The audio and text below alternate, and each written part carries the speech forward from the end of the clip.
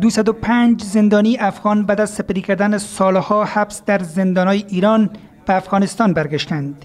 این افراد از سوی حکومت ایران به جرم انتقال مواد مخدر به حبس ابد محکوم شده بودند و قرار است متباقی دوران حبسشان را در زندانهای افغانستان بگذرانند.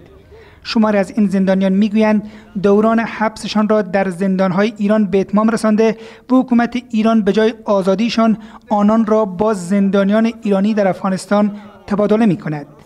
همش با برخوردهای زشت و برخوردهایی هست که اصلا دلخراش ناراحت کننده. از همه چیزها ما رنج میبردیم. در 12 سال آدم به ملاقات به هیچ نوع ملاقات نداشته باشی.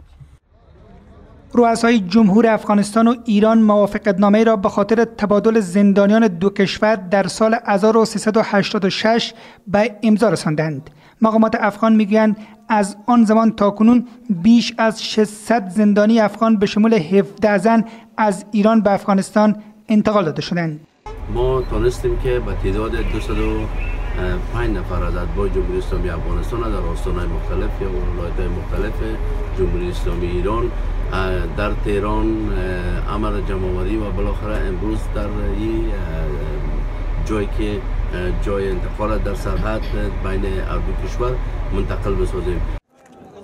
بیش از 70 تبع ایرانی به جرایم مختلف در زندانهای افغانستان زندانی بودند که شماری از آنان بر اساس همین موافقتنامه به حکومت ایران تحویل داده شدند. اکنون مقامات ایرانی بر تداوم این روند تاکید دارند.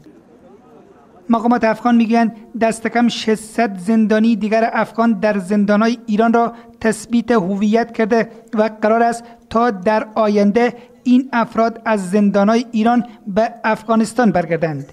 شاپور صابر، رادیو آزادی، هرات.